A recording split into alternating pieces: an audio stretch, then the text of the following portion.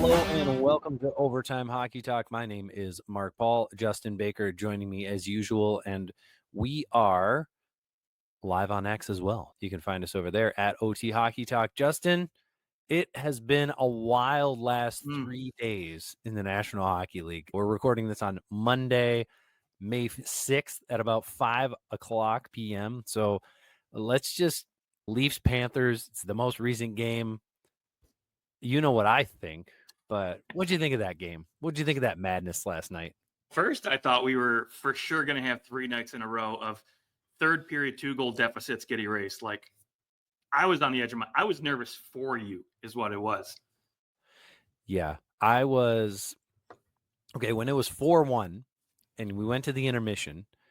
I had this little thought, like, my kids are running around and they're definitely a little restless, and my wife wasn't feeling the best. So I was like, maybe I could forego watching a lot of the third period, just kind of track it. And then I realized that I'm a Leafs fan and that I have seen this way too many times. And I was like, all right, here's my decisions. Either I'm going to watch this, and the only thing that can happen is I'd be disappointed. Like, up 4-1 going to the third, what's the bet? Like, the only thing that can happen that I don't know about is I'm going to get disappointed. So I figured that I might forego it. And I was like, no, I got to watch this. I got to watch. I think that there's a chance that the Leafs could blow this, but also that I wanted to see if they were a different team, right? Like, this whole preaching that Berube has been doing is that we're going to be calm under pressure. We're not going to let mistakes that we make just overwhelm us and destroy the rest of our game. So I wanted to see if they could weather the storm. I knew a storm was coming. We all knew the Florida Panthers weren't just going to disappear and lose 6-1. Once it became 4-3, I turned to my wife and I said, they got to get the next one. Come on, boys. If this is where push comes to shove, this is where you can show you're different. Go get the next one. And she's, Mark, you're talking about this game like they can hear you. And I said, yeah, that's how people that watch sports talk. And she's, I don't know. I just sit back and watch. It was like, yeah, boo on you. But anyways, obviously they scored another one, 5-3. They held on at the end. Joseph Wall was shaky, but he did his job, making that last little toe save on the kick with the pad, and that was it. And they win game 1, 5-4. And I really think that it showed, just like the end of that Ottawa series, this is not the Leafs team that is going to collapse when they are faced with pressure. Boy, I hope for your sake it isn't, because so far it hasn't been. So far, yeah. One thing I will say is, outside of, I think, I will say majority of the game, right? The Leafs held control of that game. But I will say moving forward that we're not going to have a Florida team that's going to have a slow start, and Toronto's going to be able to get up on them like they did in the first period. I honestly, in the series, it's going to be, I think that Florida's going to come out hot and heavy, and I think game 2 is going to be great for Toronto to really see, like, can they weather that storm early, right? That's what I'm really looking forward to. Bobrovsky's going to be better. There's no doubt about that. He was very shaky early on, 33 seconds in, Nylander. A beautiful shot, well-placed shot, but still not hugged up to the post. Like, definitely should have been in a different position there. And there were just a couple times where you went, ooh, like the rebound goal on Nylander's second goal. That rebound pops out and you go, it was pretty darn close. I think it actually hit his glove somewhere. It popped right out. That is not the way. Traditionally, we see Bobrovsky, he's a vacuum cleaner. Like, that puck comes to him and it's not going anywhere. And things were popping out on him. And I just don't think we saw, obviously, to prime Bobrovsky. There's that. Of course, on the other side of the ice in the goaltending situation, Stolarz, there's a lot of discussion as to how it happened, but takes a real hot shot right off the mask. The mask goes flying off. There's a doctor out there who, he's getting a lot of play and seems to think that is where it happened, because he a couple seconds later gave like a shake of his head, and apparently that means that it predicts a concussion 72% of the time. So he said, I think he got a concussion there.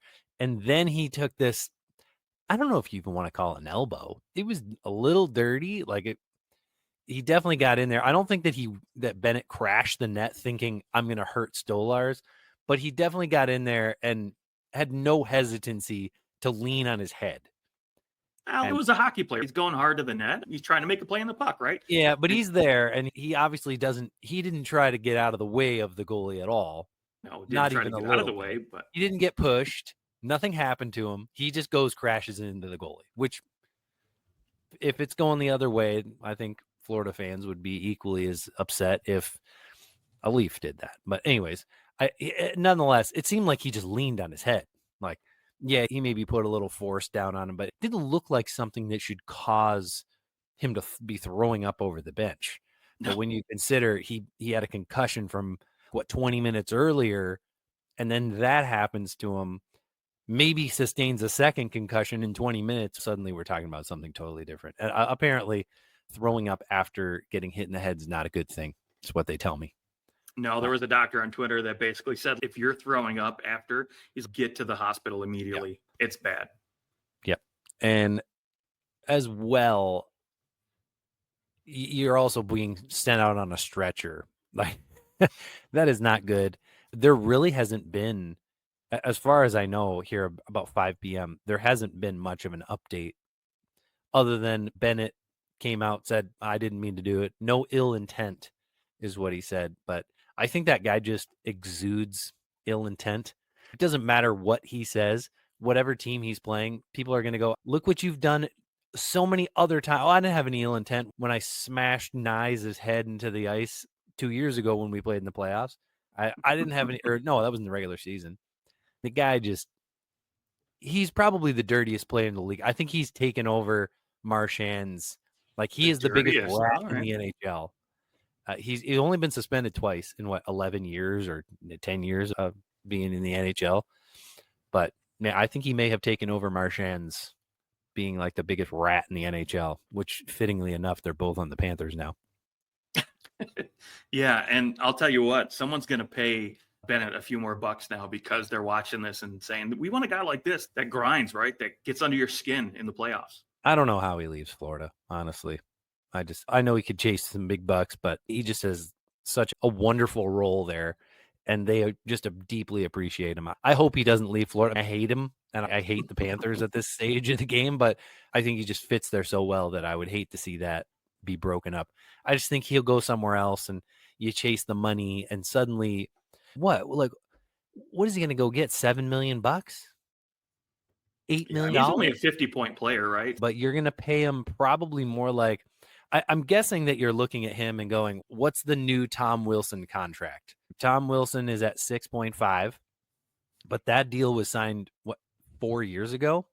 3 years ago? No, 2 years ago, I think. Did he only sign a 6-year deal? Was it a 6-year? I thought it was an 8-year deal. I'm going to pull it up right now. 7-year deal. Okay, so he's only in year 1 of 7 of that deal. So he signed a 7-year deal worth $6.5 million. So you got to think he's getting a little more than that, right? Seven and a half for sure. A hinge more. So 7.5 for a guy who's a 50-point guy, and that's a lot of money for that type of player. Yeah, but in all fairness, that's what Tom Wilson was, right? He was a 40, 50-point guy, and right. But now, obviously, he's done a little better this season, and we'll see what he can do next year and the year after. But yeah, essentially, I just don't see Sam Bennett. I don't see Sam Bennett. Like, Sam Bennett's ceiling is a 50-point season. Like, he'll go somewhere else. You sign a $7.5 million deal, and people are going to look at you and go, "You're putting up," because 50 points. Let's say that's his ceiling. What happens when he has a season where he has 35 points? And you go, "We're paying you $7.5 million to get 35 points." Look at the Red Wings, right? That's a prime example. JT Compher has a 50-point plus season, and Colorado gets paid by Detroit only $5 million, but he puts up 30-some points, and it's bro, the sky is falling. 50 F. Yeah, and for him, he doesn't do much else. No, he flows. He's a little water bug compared to Sam Bennett, especially. All right, thoughts on, since you've got the goalie market cornered, thoughts on Joseph Woll coming in, because it's certainly, I would be shocked if Stolarz plays again in this series. I think he's probably done, at very least, he's done for games 2, 3, and 4, maybe a week or so down the road. Maybe we see him, but really doubt it. Yeah, I mean, I will say regular season Wall, he was good. Not great, but he was good. 909 save percentage. And we've seen him in the playoffs before, right? He has experience, so we know. He only has a 933 save percentage in the playoffs. Yeah, good numbers, That's right? And but this is a different team that he's played on, comparatively speaking, to what he was in before, right? A little bit more defensively structured. I think, to be quite honest, maybe sometimes when a goalie comes in on those kind of circumstances, right? A couple of those goals maybe last night, and maybe you look at the numbers, right? It just, it's okay. He didn't have the greatest nights last night, but I think overall speaking, coming into that kind of situation, I don't expect him to play that much better anyways. He'll get settled in. He knows he's going to be the guy moving forward, at least for the next few games. And so if I'm Joseph Wall, I'm relaxed now. I'm comfortable. I'm settled in. And I have no worries if I'm Toronto. That's why you have Wall. That's why you have Stolarz.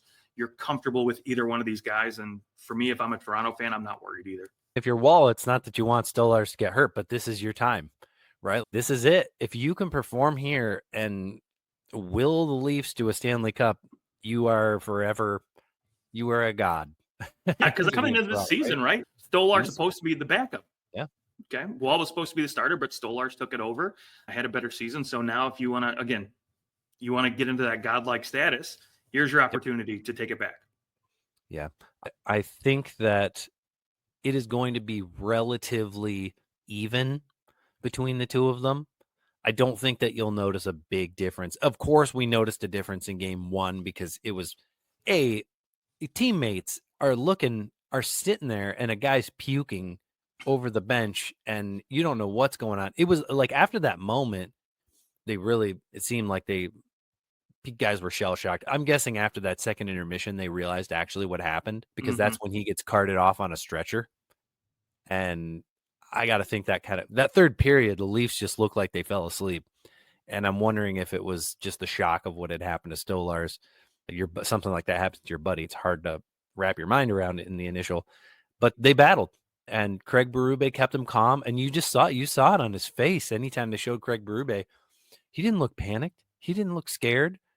And I think that's the difference between him and Sheldon Keefe is Keefe he just had a vibe about him that was a little more panicked. And that could just be the inexperience of a younger coach. And then you just keep on. It was this cycle and he just couldn't get out of it. And he needs to go somewhere else. And in New Jersey, I actually think he did a really good job in the first round for what they had. I thought Keefe was coached well and managed to win a couple games when they probably shouldn't have. But anyways, I think we won't notice too big of a difference. I think in the grand scheme of this series, it wasn't coming down to Stolarz or Wall.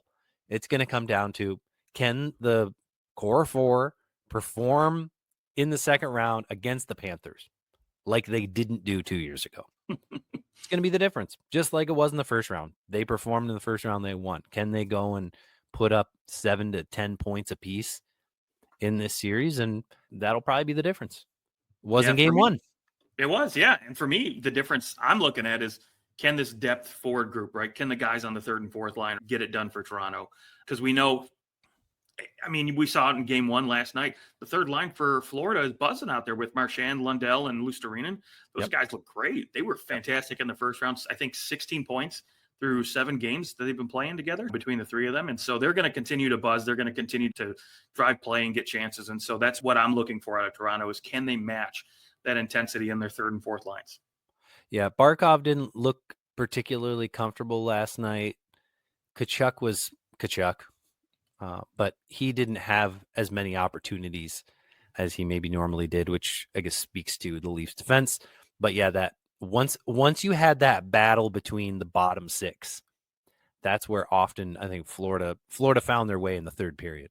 First 2 periods was all Leafs, but in those second and third, or in the third period, they definitely were the better team, which I think we can all agree on.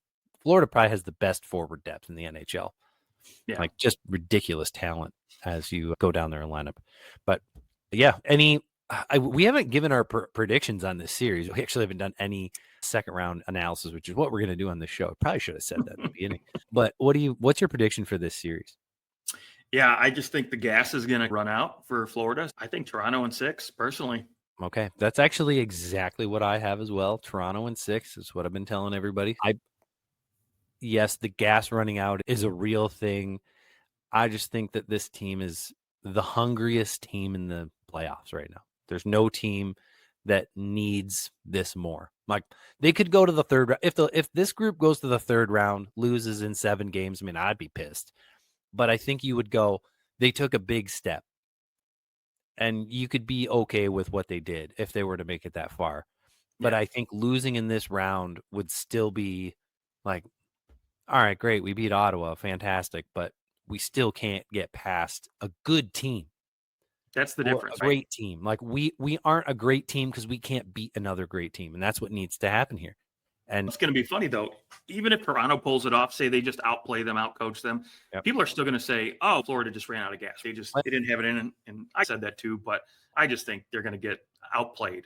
Personally, I just think like you said, the core four. I think those guys are going to step up, and I don't necessarily think it's going to be like Barkov doesn't have enough in him, but I just think again, it's run its course. I think it's time.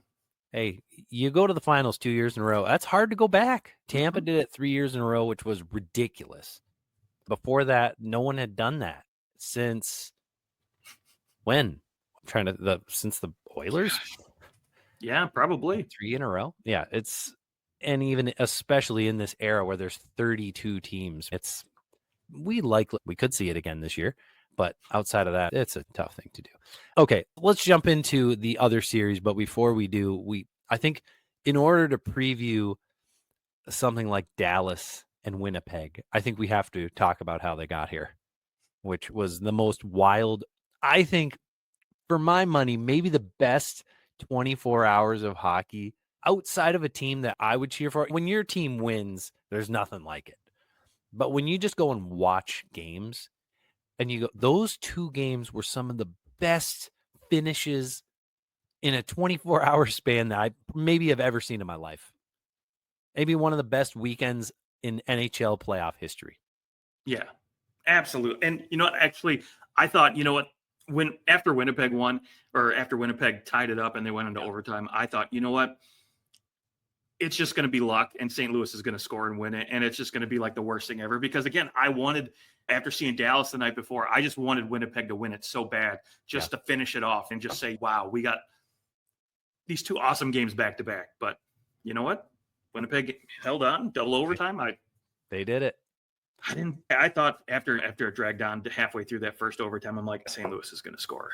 Crap. Yeah, I honestly thought when they tied it up, St. Louis, it's going to be tough to win that game. That was a tough pill to swallow. Like, you were that close. Should have won that game, and instead you're going packing. Like, the Colorado game was, I think, of course you're disappointed that Dallas beat you, but it didn't have the same feel as what?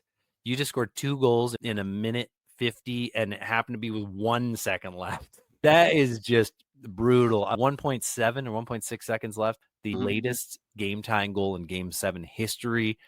And I have to brag on myself a little bit because I did say that I thought Mikko Rantanen would have a monster series for the Dallas Stars and that he would just shove it in the faces of his teammates. Now, of course, he's still a nice guy to his team. He's, those are my brothers. But he absolutely loved doing that to them. I like the man on the ice did. Maybe the man off the ice didn't like to see his friends bummed out that they lost again. But, man, what a performance. 2 4-point periods. First time ever in history. The last 3 games. Like, just unbelievable. And, boy, is that trade looking good. Does That's it ever? Stankoven for Rantanen. Man, I now going into this second round, 2 teams that are coming off the biggest highs probably of both teams. Yeah, guys have won the Stanley Cup, of course, but is there a bigger high coming off those comebacks, thinking that all is lost, your season's going to be over, and now here you are, and both teams are coming in with the same, like, holy crap, how are we here? We just worked and worked, and these are just 2 of the hardest working, never giving up teams in the NHL, and now they're going to play each other in round 2. I think we're in it for an absolute gem of a series. Dude, if Hellebuyck can at least play decent hockey, we're in for a hell of a series, right? We're in for a Hellebuyck of a series. But I'll tell you what, Dallas is about to get another little boost. Rumor is Robo is coming back tonight for game one. He was skating on that second line with, gosh, I think it was Sagan and It'll be massive. Ben. If Yeah. you can get him back and he's anything like he was, not this season, but last season, then you're in great shape. Just they need the depth help too. Have you heard anything about Heiskanen? Yeah, they said he's still day to day, but he's not going to go for game one. Okay, So yeah. if I had to guess, probably games 3 or 4 when they're back in Dallas, more than likely. Yep. And hopefully you can get a split there in Winnipeg. And Winnipeg has not been great on home ice. So I think you can hope that you can grab a game there. I know Hellebuck said after game 7, it felt like the weight of the world was taken off his shoulders after winning that game. Thank you, God. I needed that one.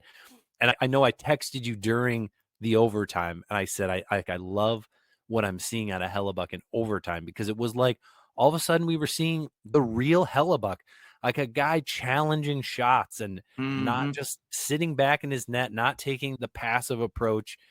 And I think there was a couple great chances that St. Louis had in overtime, and he stuffed them out because he was willing to challenge the shooters. And I think if we see the real Connor Hellebuck, I feel bad for Dallas. Truly. If this guy comes out of his shell, which I hope he does, it's going to be very difficult to score. But yeah. But so here's the thing, though. It'll be hard to score in Dallas too.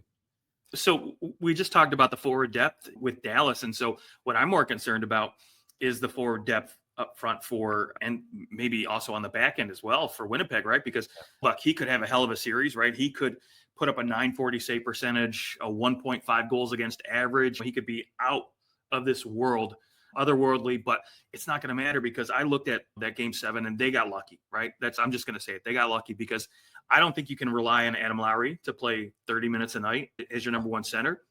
And Neil Pionk playing almost Right. 40 minutes. Yeah. Exactly.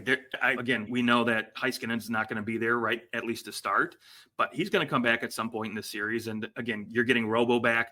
You've got Wyatt Johnson. You've got Tyler Sagan, Marchand. You've got all these forwards that, again, they can go and put up a 5 spot on you every night if they wanted to. And so is Winnipeg going to be able to answer, right? If they get into that situation where they go goal for goal, or even if they have to get in those 2-1 games, I don't even know if you could count on Winnipeg to score more than a couple of games against a guy like Jake Ottinger and that Dallas offense. Yeah. And you also have to consider, okay, so you've got Scheifele, Morrissey, and Morgan Stanley, all game time decisions for game 1. You got to think at least one of them goes. Somebody's going to go. If they're all game time decisions, I guess you would look at it like, all right, if none of them go, it may be fair to go Dallas game 1. If none of those guys go, there's your top centerman, there's your top defenseman, and also a pretty darn useful defenseman in your top 4. And that would really hurt, especially in a game where Dallas has been sitting waiting. They've had one extra day of rest, and you went into double overtime in the game where you didn't. I think that'll be a tough sell for Winnipeg to win game 1 if none of those guys go. Now, who to you would be the most important to go between those 3 players? Obviously, Mark Scheifele. Mark Scheifele, yeah. Okay. Yeah, absolutely. Because I do think you said that Hellebuck came out and said that he had a weight lifted off his shoulder. And so I agree with you. I think we're going to see a different Connor Hellebuck here in the series, a better Connor Hellebuck. If you're getting goaltending back there, right, maybe you can afford to make those mistakes on defense, right? He's going to cover those up like he did in the regular season. But if you can't generate enough offense, Jake Ottinger is going to play he'll play just as good, if not pretty close to Connor Hellebuck this series, I feel. So it's going to be tough. Yeah, Morrissey's pretty important to that offense, though. It can't be understated how that first pass out of the zone, how important that he can be on that. I think I would take Morrissey if I had to take one guy for that game. I think it'd be Morrissey for me. But yeah, you can't go wrong taking either one of them. Hopefully both of them go. Hopefully everybody goes. Everybody gets to come back for game 1. That would be the ideal. We get a full team, both teams coming back. I wonder, like, that St. Louis series certainly was physical, but I think that Dallas could ramp it up a bit on Winnipeg, where they definitely have some ability to be a little bit more physical than St. Louis was. Well, I was going to mention, I was playing first line center too. And I love the way that he looked out there. I thought Nemestikov, it might have been the best game I've ever seen him play. And there was a time back when he was on the Tampa Bay Lightning. I think he was playing with Stamkos and Kucherov? I think he played with both. I think he played on a line with both of them. He's always moving up and down the lineup, like anywhere he goes. And I always thought that he had a next level. And sometimes you just get those guys where they appear to have the talent, they appear to have the ability, and they just don't. A coach doesn't like them. They move up and down. Maybe there can be guys that are better than them, but I love the way that he slid in and played in that overtime. Especially, I thought that he was very effective. So that's another reason I wouldn't be worried if Scheifele was out. I thought he played great, and I think he's got in 1 game, 2 games here. I think he could step up and play pretty decent.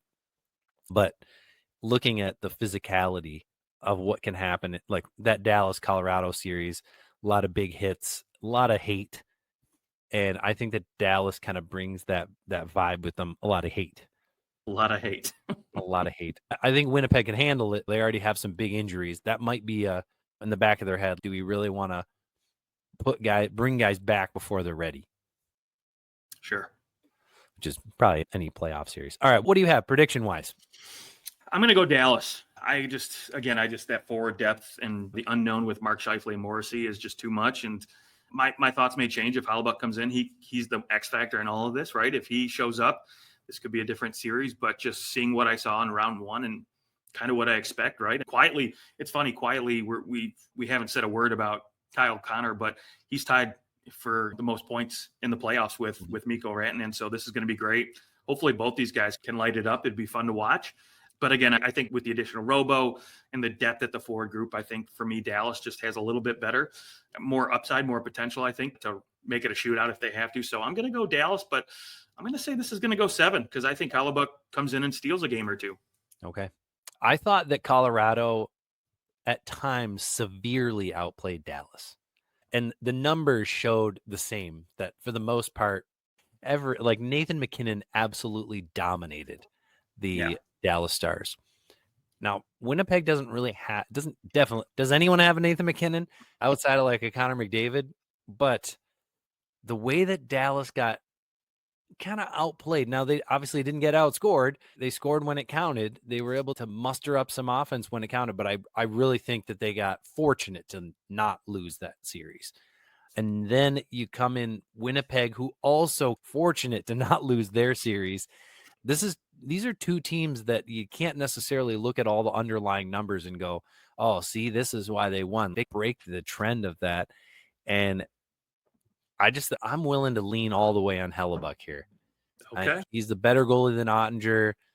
And I think that, as long as guys come back, maybe not for game 1, but throughout this series, as long as Scheifele comes back and is healthy, I think that Winnipeg has a really good shot. If Hellebuyck truly has shed the monster, if there's no longer, forget a monkey on his back, there was a freaking gorilla hanging on his back. So if that's gone, then I think that Winnipeg could pull this off and win it in 7. If this series goes 7 games, it's anybody's game. Yeah. Yeah, but I got to say 7 because it sure seems like both these teams are going to give it all they've got. Yeah. And boy, I'll tell you what, I would love to see this series go 7 and then let's have a winner in the last minute of the third period. OT again. Why not? Or that. Game 7 overtime. All right. Let's stick it in the Western Conference. Game 1 is tonight. Probably by the time you're watching this, unless you're watching us on Twitter, you will know the result of game 1. But the Oilers and the Golden Knights, dude, the Oilers it was like, I don't know if they're going to be able to beat the Kings. I think the Kings are going to, nope. And the Oilers just took over and see you later. It seemed like that series just ended out of nowhere. You thought for sure, this is going to go 7 at least. And it obviously didn't. Oilers win in 6. And the same with the Golden Knights. They fend off the Minnesota Wild. And here we are again. Golden Knights, Oilers, second round. Not much different in terms of these 2 teams' construction than the last time that they played. So what are your thoughts? What do you think is going to happen in this series this year? Ooh, to be quite honest, Vegas hasn't looked as threatening, in my opinion, as they have in years past. So there is a little bit of concern there, right? Jack Eichel did not look as dominant in that first round. We know, obviously, Hurdle leading the team in points right now, but you don't have that. Obviously, yes, we know Vegas has that ability.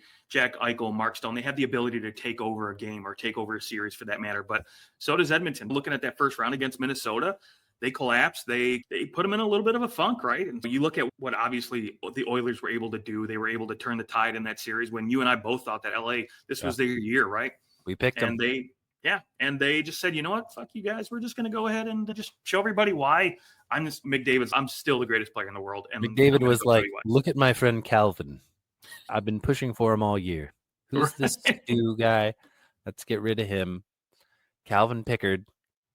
Starting game one. Third string goaltender is starting game one, has 4 wins. How could you not? Right. So for me, I don't know how you can trust Stuart Skinner ever again, to be honest. Good Lord. Ever again. No, can't. But this one's a coin flip for me, right? I could make an argument for either team at this point. And gosh, I don't even know where to even go with this series because I think this one's just going to be fun to watch. I think both teams are just going to say F you, and it's just going to be a blowout every single night. Lots of scoring, I think, in this series. Evan Bouchard, I think those first, by game 4, it was like everyone hated Evan Bouchard. Definitely after game 3, he was like the worst defenseman in the NHL. And I mean, I think we say that every playoff year.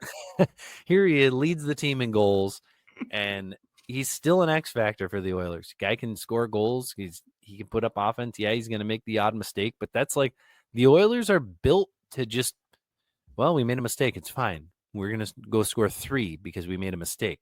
But the Golden Knights just, Jack Eichel didn't even look good in the first round. That's what's scary. They just won the first round. Their best player was mediocre in comparison to what we saw all year long. Still had 4 assists.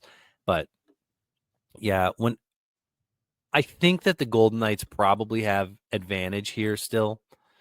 I just think they probably have the ability to shut down more than the Oilers do. And that tends to be an advantage in the playoffs.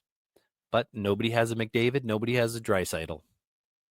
Exactly. So it is really hard to pick against the Edmonton Oilers for that reason. Yeah. But goaltending, I think we've got to lean big time Vegas.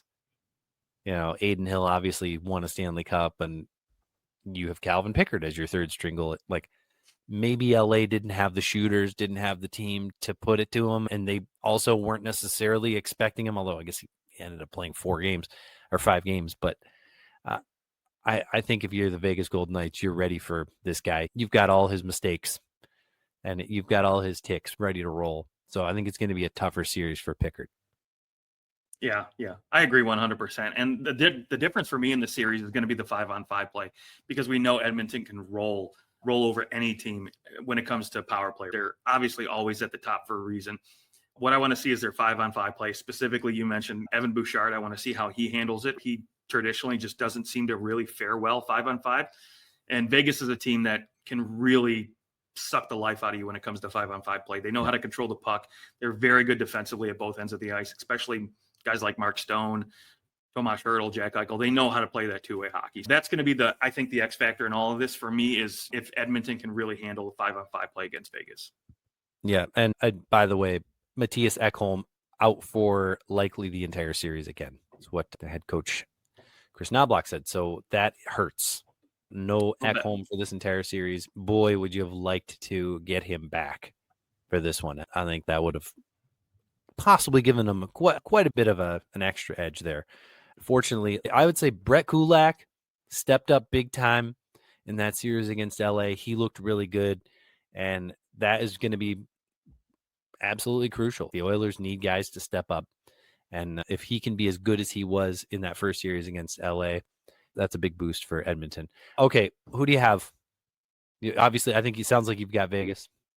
Yeah, I'm going to take Vegas. I just think, again, I think that 5-on-5 play, especially Ekholm, right? You talked about him. He's such a difference maker for this team 5-on-5.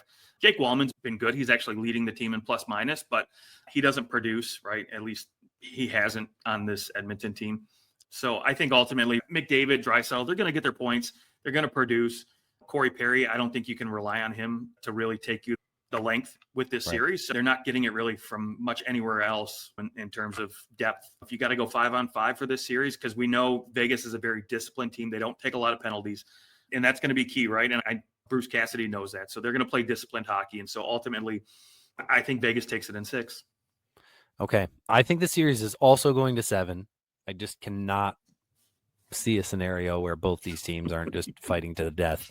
And I think with all the things against them, I am just not going to not bet on Connor McDavid and Leon Draisaitl. So if they put up they get another 10 plus points in this series and it only goes 6 games, I'm going Oilers. So I think Oilers in 7. I'm banking on that duo. You're going 3 for 3 on Canadian teams here. I need this BS to end. A Canadian team just needs to win the cup so we can stop talking about it. Hey, you only need one Canadian team to win it, and that's the blue and white. That is true. That's the only one I'll be disappointed if it's not any other team. All right, let's move on to our next team. The NBA 82 game grind is done, and now the real fun begins. The NBA playoffs are here, and it's time for all the high stakes drama, clutch moments, and jaw dropping plays. I can't wait. If you're looking to make the playoffs even more exciting, DraftKings Sportsbook has you covered as an official sports betting partner of the NBA. Try placing a bet on your favorite player's performance. Will they drop 30 points, 40 points, or more? It's your call. Here's something special for first-timers. New DraftKings customers bet $5 and get $200 in bonus bets instantly. Make it a playoff run to remember with DraftKings. Download the DraftKings Sportsbook app and use the code THPN. That's code THPN for new customers to get $200 in bonus bets when you bet just $5. Only on DraftKings, the crown is yours. Gambling problem? Call 1-800-GAMBLER. In New York, call 877-8-HOPENY or text HOPENY 467-369. In Connecticut, help is available for problem gambling. Call 888-789-7777 or visit ccpg.org. Please play responsibly. On behalf of Boot Hill Casino and Resort, Kansas, 21 plus age and eligibility varies by jurisdiction. Void in Ontario. New customers only. Bonus bets expire 168 hours after insurance. For additional terms and responsible gambling resources, see dkng.co/audio. All right. The Carolina Hurricanes and the Washington Capitals also play tonight. Game 1. The Carolina Hurricanes disposed of the New Jersey Devils despite all their attempts to come back in that series. Didn't work out, which we didn't think it would anyways. They pretty much that series went exactly how we thought it would. And the Washington Capitals, they did well to thwart off the surging Montreal Canadiens. That series felt like momentum shifting to the Montreal Canadiens at one point, and that experience of the Washington Capitals really came to play, and they go and win that series in 6 games. But yeah, another wonderful series for Alex Ovechkin, 4 goals leading the way. And now we're in, I think, what might be the most underrated series in the first round. I think a lot of people look at this, go, Carolina and Washington. I'm not sure what exactly this team is. They were really good in the regular season, but are they really conference finalist style team? This team or both teams win their series in 5 games. I'm sorry, and they now have to play the other best team in their division. Who comes out pushing first? What is the start of this series going to look like? Ooh, what is this series going to look like? For me, I'm looking at goaltenders for this series. I think more than any other series right now. Yeah, we talked about Ottinger and Hellebuyck, how he needs to pretty much take control or get back to his old self. But for me, I'm looking at Logan Thompson and this kind of being his coming out party. He had a great regular season. There was a lot of talks before he got injured about possibly getting a couple first place, second place votes for the Vezina, whatever. But really, the guy looked phenomenal until obviously he got hurt and came back, but looked phenomenal in that first round. It's clear he's Washington's go-to guy. And for me, this is a good series, a good test for him, right? Because this is a team that plays tight. They check hard. They control the puck and play great 5-on-5 hockey. So they don't have, obviously, that Connor McDavid, that guy that can take over series like a Mikko Rantanen and put up 14 points in 2 games. But they've still got some firepower. They've still got some guys who can put up some points. Svechnikov, right, obviously had a hat trick there in the first round. For me, I'm looking at a guy like Logan Thompson. And on the flip side, Freddie Anderson coming back from injury. just signed a 1-year deal. He's going to be starting game 1. And I still like him. I think he's a very capable number 1 goaltender when he's healthy. So I think, again, this is just going to be a series between 2 guys that are going to, I think, put up some really great numbers. Yeah, I'm excited for this series because I think that Washington. Bless you. Whew, wow, where did that come from? Sorry, I think that Washington. Maybe I'm just not supposed to say what I was about to say. You're Allergic wrong. to Washington. Right. Yes, I think that Washington has the team to be able to play with Carolina and their desire to control the puck and just throw tons of shots on goal and just really frustrate you. I don't see the Capitals getting frustrated the way that New Jersey got frustrated. The Capitals obviously have their depth in place because no significant player is injured at this stage, but I don't think they're going to get frustrated. I don't think they're going to freak out if Carolina gets the first goal. And that has traditionally been, hey, if Carolina can get the first goal, you're in trouble. And I think this series is going to be a big time chess match. And Rod Brind'Amour, I would say that out of any coach in the NHL, especially in the second round here, if there's any coach who like needs to prove that he can win, it may be Rod Brind'Amour. Yes, he's won series. Yes, he has certainly done things, but to beat a really good team, the first place team in your conference, and to be able to do it the way that, hey, we want to play this specific way. I think this is a really important series for Brind'Amour. If Carolina drops this series again, I think you got to start looking at, is he the guy? Like, he's not going to get fired if they lose in the second round this year. But next year, what happens if they only go to the second round again? Like, questions are going to start getting asked about Rod Brind'Amour and if he's the guy to coach this team. So I think this series is very important for him to win if he wants to have security there in Carolina. I like that word, have security, because that's what I don't think he really has right now. We've seen the last couple seasons, and we've always put the blame on not having that elite goal scorer, right? They lost Jake Gensel. They had to trade off Mikko Rantanen because he supposedly said he wasn't going to sign there long term, right? Whatever that crap was all about. But regardless, they just haven't had that explosive guy. And, Svechnikov has been there, and he's capable of being an explosive goal scorer. But that's always been where the blame has been. They make it to the third round, second round, whatever, they lose. And it's always been because they don't have that guy that can put them over the top. And I wonder, is it all just because guys are like, I don't want to live in North Carolina. This place is way too beautiful. Is it that, or is it, I don't want to play for Rod Brind'Amour. I don't want to play this way. I want to be able to score goals. I don't want to play this exterior, like, puck possession game. I want to be able to take some chances. And not everybody is a hard-nosed coach like that. Not everybody's going to want to be with that coach. I think there's been plenty of coaches, like a John Tortorella. Not everybody wants to go play for him. I think even a Craig Berube. I think there's guys who go, I don't really fit. We saw Jordan Kyrou and Robert Thomas just really didn't fit with him. And now we're seeing guys like Nylander who absolutely fit with him because they wanted somebody who was a little bit less feely, logical. They wanted someone that's logical. Like, you could see it all over Nylander. You want somebody who's going to be straightforward, logical, and do the same thing every single day. Just be super consistent. And that's fed perfectly to Nylander. I think you see how different coaches enhance certain players' abilities. And I think that Rod Brind'Amour there's certain guys that go, there's no way I'm playing for him. Now, I'm sure there's plenty of guys who go, I would go through a wall for him just as men. I think he's more polarizing. Like, it's either you love him or you hate him. You're not just somewhere in between.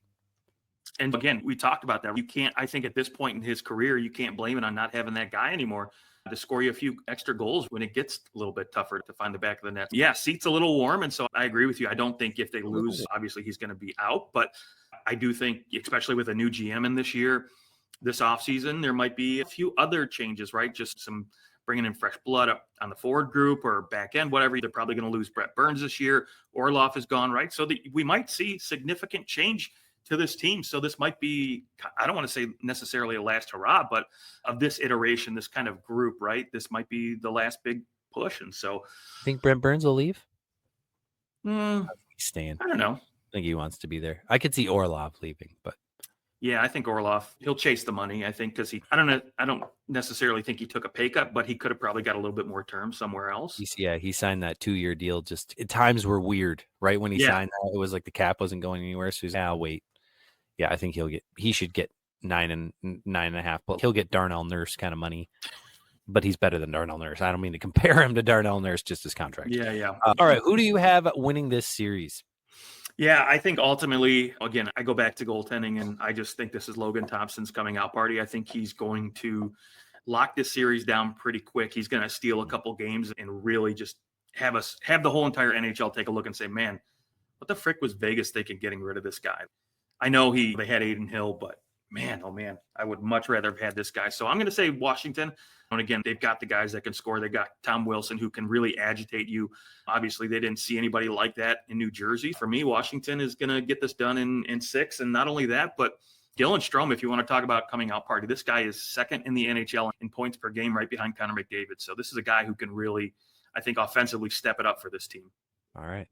I have this little beautiful scenario played out in my head. The Leafs beat the Panthers, and the Capitals beat the Hurricanes, and then the Leafs and the Capitals play each other in the conference finals. If you remember in 2017, Austin Matthews' rookie season, the Leafs made the playoffs on like the last day of the season or second last or something, and they played the Washington Capitals, and they played them very well.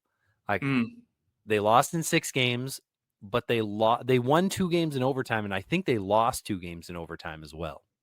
Okay. It was a close series, and nobody expected them to win that series. Washington was an absolute powerhouse. Is that the year they won the cup? I believe it was 2017. Yeah, it's the year they won the cup. So yeah, you lose to the eventual Stanley Cup champions. They were desperate for a cup. And I think that the Leafs are like in the same position that the Capitals were in 2017. Like here we are 8 years later. The Capitals, you think 8 years prior to that, they were losing to Montreal in the first round. And they were that team that could never get over Pittsburgh. And here the Leafs are. They can never get over the Panthers. And if they go beat the Panthers, they meet the Capitals. And that's the team that they beat to get to the Stanley Cup Finals, righting the wrong of. It's serendipitous. It would be a very good story. So I am rooting for that story. But I know that because I'm rooting for that story, the Carolina Hurricanes are going to win the series. And then we'll get a rewrite of 2002 when the Leafs played the Hurricanes in the conference finals, but everybody was injured. And I think it was like game 3 or something like that of that series. They brought all their injured guys back. And then the Leafs lost every game once they brought them all back. They were winning without like Matt Sundin, Gary Roberts, all their best guys. Caberlet, I think was, and then they brought them all back and they lost just because I don't think they were really ready to come back. But anyways, I really want to pick the Cap. I want the Capitals to win because I would say this too. If the Leafs aren't going to win the cup, I really want to see the Capitals win because I think it would be awesome. Ovechkin breaks the goal record. No one thought they had a chance to do anything, and then he goes and wins a cup too. That would be a great story as well. But I think that Carolina is going to take this series. Okay. I think that they're there. I think they're ready, and I think that they're poised to win. And the Capitals, I don't know if they can. Montreal was a fairly easy out, and I just think that the way that the Carolina Hurricanes play, I think the Capitals can play with them. I think they're going to Carolina Hurricanes the Washington Capitals, and I think Freddie Anderson will show why he was such a darn good goaltender too. There's another. I'm going to go Carolina. I'm saying Freddie 7. Anderson. Yeah. 7. Okay. True. Yep. Yeah, I'm going Carolina in 7. I know every series is going to 7 for me, except the Leafs can sweep. Take the pressure off me, please. First round, you and I picked almost every single one, I think, except for Washington and Montreal. We picked all the same winners. And then this time around, we only picked Toronto. So we've got quite the polar opposite. All right. I like it. All right. One thing before we close out the show, I just wanted to mention, first off, we should congratulate the New York Islanders who pulled one out of their ass and got the first overall pick. Coming from the 11th, they had the worst odds of any team that could actually pick first overall. And then, of course, the Utah Hockey Club goes from 14 to 4. I don't know if you saw the numbers, that like weird number thing, but how like Detroit was one number off from getting the first overall pick. Or I guess they would have been third overall if they had moved up, right? Something. Well, they would have moved up to number 2 is what would have happened. Number 2. But Okay, so yeah, it was like balls 1, 3, and 7 were the same for both teams. But then the fourth ball was 12, I think, for the Islanders and 13 for Detroit or something like that. Is crazy. There's a story about how apparently in that draft lottery where every team had the same odds in 2004 because there wasn't a season. Apparently the last 2 teams to be drawn were Toronto or Pittsburgh. And that was the Crosby draft. So wouldn't that have been something? Equally as painful to know that. Although I don't think there's not a Crosby in this draft, but it is a very good draft. But no Crosby in this one. Where was I going? Oh, yes, Islanders get that pick. Congrats to them. It'll be interesting to see what they can do at least, especially no Lou Lamoriello. So good time. Maybe they don't have a GM yet. Yeah, they got rid of him, and look, good luck starts flowing in. What do you know? Talk is that they're eyeballing Kenny Holland, so I don't know if that's good luck or not. But Kenny Holland, yeah, that'd be interesting. They just can't. The Islanders are like, we can't have anybody under the age of 70 be our general manager. I know Ken Holland is not 70. Here's a reasonable question: could Kenny Holland, especially with the Wings-Avs rivalry, in all good consciousness, keep Patty Roy on as his coach? Oh gosh, yes, that'd be fun. By the way, I joked about him being 70. He will turn 70 on November 10th. Okay, so he'll be. So if they do hire him, he'll be 70 about 3-4 months into the job. So yes, clearly the Islanders are like anti-ageism. They're gonna hire everybody that's has a lot of experience. Appreciate that. Rob Blake and the Kings mutually part ways after a 4th year in a row losing in the first round to the same team. Your thoughts on this? Do you think that it was fair? I don't necessarily think it was fair to part ways with him, but I just think maybe that the organization was looking to make a change and just he didn't want to go. They said, hey, they probably came to him and said, hey, we want to move you up to some other position, maybe president, special advisor, whatever, because I think we need something different in here. And he was just like, no, I want to see this through. I want to beat Edmonton. And they were like, all right, handed your resignation. Or there's something else behind the scenes we don't know about, but I think that's probably the most likely scenario, in my opinion. I guess I'm looking at it and going, you traded Brock Faber for Kevin Fiala. That one hurts. Not that Fiala's the worst, but he made a lot of, like, the Pierre-Luc Dubois. You brought him in and you failed. Like, you brought him in and you failed because he gets traded the next year and has been phenomenal for Washington. So that means that something happened there where you failed. You also brought in a Vezina candidate goaltender too. Yes, that's true. Kemper has been really good.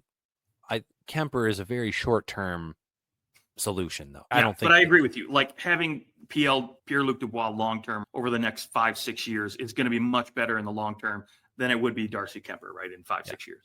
The Gavrikov trade, that was a good one, but I think he's going to leave after this year. I just think there's a lot of moves that he made on the professional scouting side, much like Yzerman. Like, I think they're both criticized in a similar fashion. Like, the trades that he made weren't the best, and some of the signings that he made weren't the best, but he was really good at drafting. I thought, like, decent drafter over there, but maybe you look at Quentin Byfield and you go, he's had some spurts of being really good, but could we have gone elsewhere with that pick? Easy to point out mistakes over the course of 5 years, 6 years.